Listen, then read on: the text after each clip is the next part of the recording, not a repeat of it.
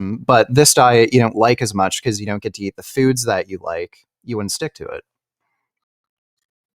Richard, So what's there's that so YouTube that's right. bodybuilder who went? Sorry, what's that YouTube bodybuilder? Is his name John Venus? I want to say he was vegan. Oh yeah, that He's jackass. I vegan. fucking hate him. I don't know too much about him. I just remember he was a vegan bodybuilder for a long period of time and then put out some content saying it basically was inhibiting his ability to gain muscle. Now, obviously, that's a sample size of one in someone's anecdotal experience. So we know it doesn't really count for shit. But interesting anecdotal experience nonetheless. Someone who was vegan for a long period of time and bodybuilding, and then stated that it was, inhibiting, his ability to make progress. You can actually find anecdotes of the exact opposite. Patrick Baboumian, he was the Germany's strongest man, I think for 2 years. He also had the German log press record at one point.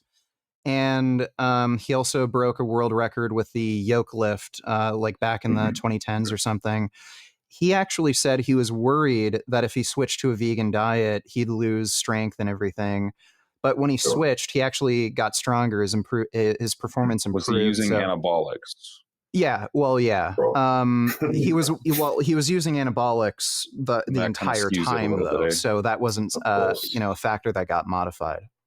I think it is. He could have increased the doses. He could have added different compounds, peptides. That's the problem, right? When we start putting in. Well, again, you're just saying these anecdotes don't matter because we can always find some excuses. Yeah. Like I could say John Venus is just a fucking retard or something, right? So. Yeah, sure. I agree with that. I agree. I'm not putting any weight into these anecdotes. I think, speaking of bodybuilding, since we're on the topic, there's been a lot of bodybuilders who have died, gotten heart